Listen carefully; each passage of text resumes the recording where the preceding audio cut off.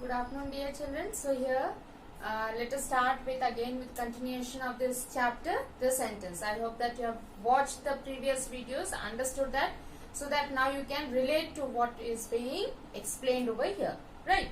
So now here we had studied about the sentence being there are four types of sentences. The first one I had started with, that was the declarative or the assertive sentence. Now this declarative or the assertive sentence also is divided into two parts, that is your affirmative and your negative sentence.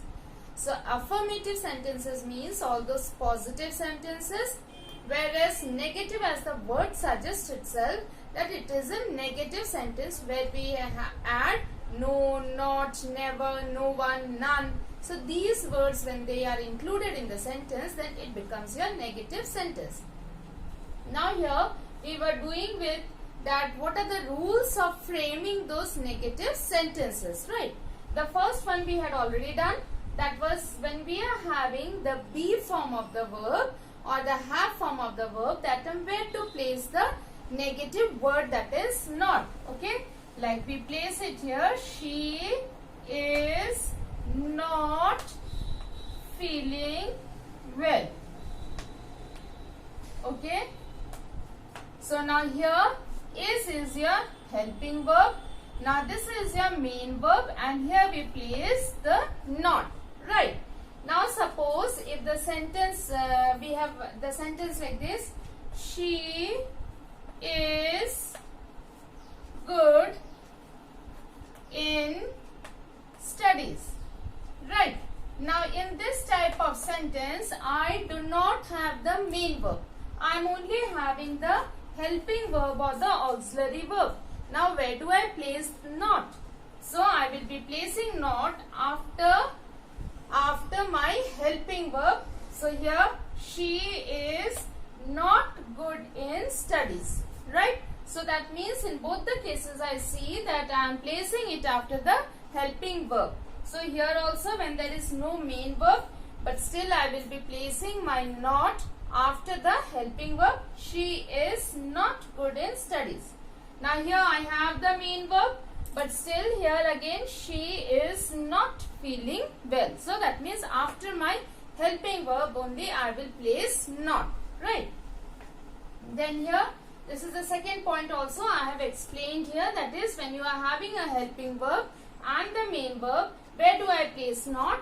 So that means between my helping verb and my main verb I place not, right? So these 2 points we had completed. Now let us see the next point, okay? Now the third point is, now use of correct form of do when no auxiliary verb is there, okay?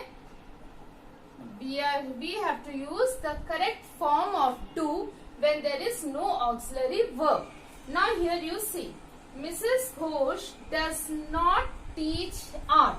Now here you see, Mrs. Ghosh is my subject, okay? Teach is my main verb, right? Now here does is your helping verb, that is the do form of the verb, and after that I place not. So that means again in between my helping verb or do form of the helping verb and the main verb I have to place not. Now does is used when it is singular. Remember, when it is singular I will use does. When it is plural I will use do, okay? Now remember children, when it is singular I will use does, when it is plural I will use do. But in plural, the do, there is one exception, that is when I am having I, that time also I will use do. Like I do not want to complete the verb. So here with I is always an exception, you will see. I will always carry a plural helping verb. Okay, like I have not completed my verb. Okay, only in the case of am, it takes a singular helping verb, right? So here singular we use does, In plural we use do, but only an exception, that is I, we will use do, right? Now these two type of words we will be using in the simple present tense. Okay, I will be using in the simple present tense. Now here one more verb we have under the do form of the verb, it comes, that is did. Now did will always be used in the past tense. Okay, so did is always used in the past tense. So now once again let us check. Do is used when it is plural, but an exception with I.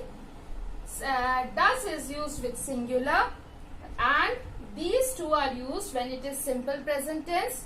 Did is always used for the past tense, whether it is singular, whether it is plural. Did they finish their work? Did you do your homework? So there again did. Okay. Now here in this sentence, like here, Kapil did not buy a new car. So now here did shows that it is in the past tense. Okay. If I have the sentence as Kapil bought a new car. Okay. In this sentence, Kapil bought a new car. The word bought itself, the word bought, which is your main verb, itself shows that it is your past tense. Okay. So now here to make it negative, I will use Kapil did not buy a new car. So that means what happens with my main verb, it goes to the base form of the verb. Okay. Now here Kapil bought a new car. It is in the past tense. Okay. The main verb is in the past tense. But when I am using not and I have used did, that shows that it is past tense, and the main verb changes to your base form of the verb, that is buy, right? Same way here, Mrs. Ghosh does not teach art. Now here the sentence would have been in your affirmative, Mrs. Ghosh teaches art. Okay.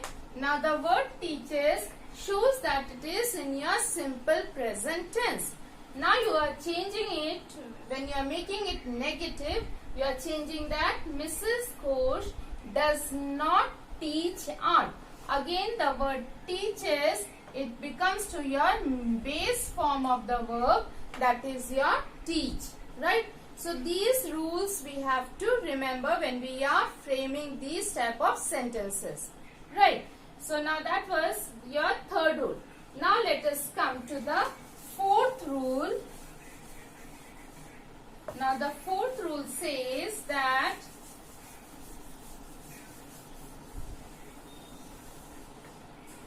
modals in negative sentences. Now how do we use modals in the negative sentences? Okay.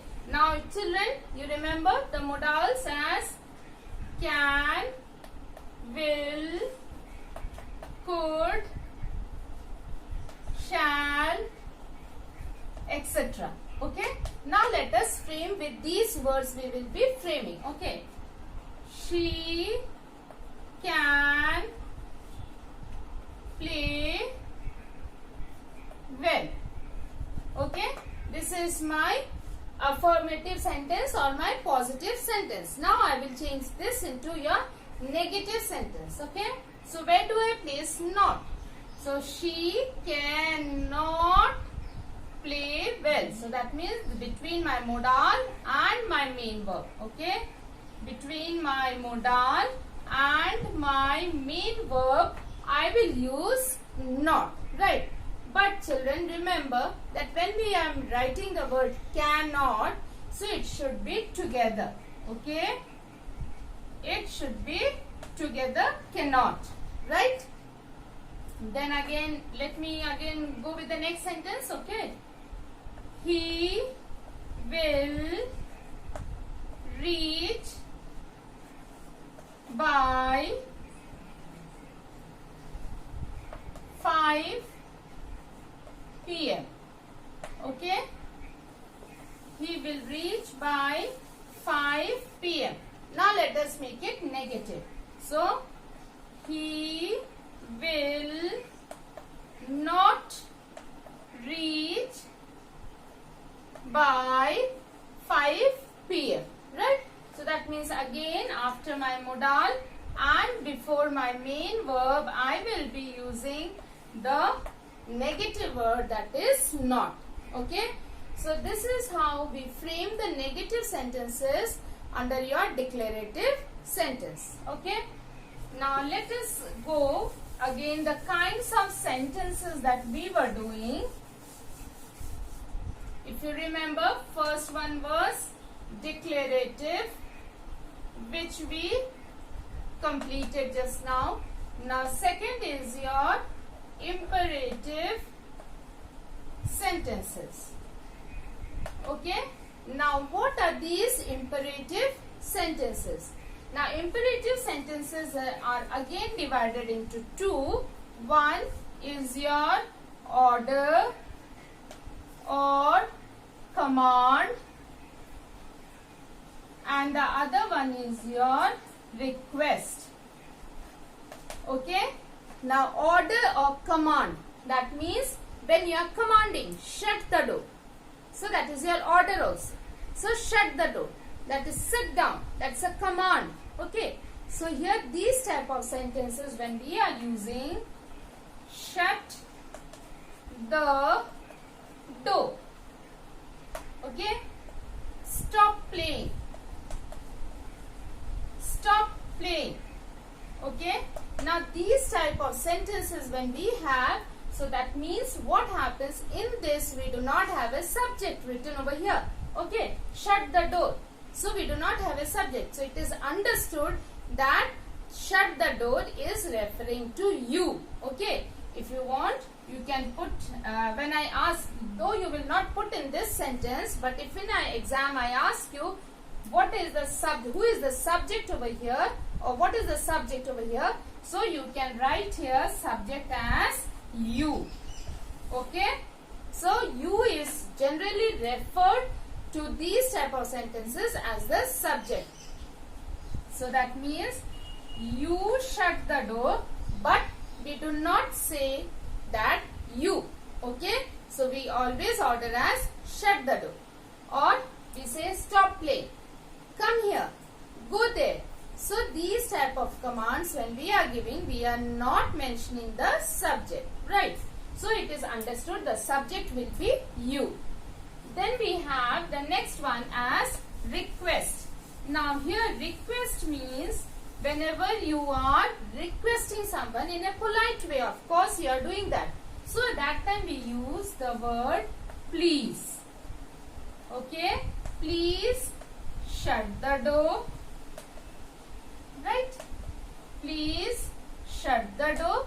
So now again we are not using any subject. So it is understood that you will be referred to here as the subject. Right? So this is your imperative sentences. Now the third one we have as interrogative sentences. Okay. Okay. Now here children, one more thing I forgot to tell you. As I had mentioned in declarative sentences, it starts with a capital letter, ends with a full stop. Okay. Same way imperative sentences also start with a capital letter and ends with a full stop. Okay. Now interrogative sentences starts with a capital letter but ends with a question mark because it is a question. Right. Interrogative means it is a question. So it starts with a capital but ends with a question mark. Now here, how do we frame these interrogative sentences? Okay, like here, she is beautiful. Okay. Now, this is a declarative sentence. right? Now I will frame this into my interrogative sentence. And how do I frame it? Okay, she is beautiful. Now is my helping verb, so let me start with that. Okay, is she beautiful? And then the question mark, right? Is she beautiful? And then the question mark. So that means very easy technique to frame it into a question. So once we have the declarative sentence, from that the first thing is that we have to we have to find our helping verb. Okay, once we get the helping verb, and then it becomes very easy to frame it. Okay, now let me give you more examples of this. Now with the modal, they can swim, right? It is my declarative sentence. Now again let me take the help of my modal. Okay, can they swim? And then the question mark. So this way it becomes very easy to frame a question under the interrogative sentences. Now I will put up some more rules over here to frame those questions. Okay. Now in these type of sentences, you see how we will be framing them into your questions. Okay. Now here there are 5 apples. Now again you pick up the helping verb. Okay. Are there 5 apples? Right, and then put the question mark. Please do not forget to put the question mark. Then when no helping verb is there in a declarative sentence. Okay, when no helping verb is there in an assertive or a declarative sentence. Now what do we do? Now here you see he sings well. Sings is your main verb, right? Now here we do not have any helping verb. So now what we'll do, we'll take the help of your do form of the verb. As I had explained you that does is used for your singular, do for plural, and did for your past. So now let us first see the sentences. He sings well. Now this sentence is in my simple present tense. So I will use does he sing well and a question mark. Okay. Now why did I use does? Because he is singular. So I have used does over here. And the verb sings will change to the base form of the verb as I had explained you earlier. Then you see the next one. They sing well. Now this is plural, right? So I have to use do they sing well and then a question mark. So why did I use do? Because it is they. My subject is plural. So I have used they. And then, so I have used do. And then I get to the base form of the verb, that is sing. Right. Then Mr. Rao went to the market. The verb went shows that this is in your past tense. Right. So now here I will be using the past tense form of the do form of the verb. So, did Mr. Rao go? Now, whence base form of the verb is go. Go to the market and then a question mark. Right? So, this is the way we frame the questions. Okay? So, now here I have completed your 3 forms or kinds of sentences. The first one was your declarative sentence. First is your declarative sentence. The second was your imperative sentence. Okay. Then third, just now I did, that is your interrogative sentences. Now the last one is your exclamatory sentences. Okay. Now exclamatory sentences, they show your expressions, whether it's your sadness or happiness, right? So those type of feelings is expressed over here.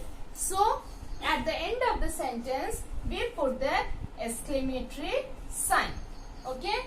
End of interrogative, we put question mark. End of imperative, we put full stop.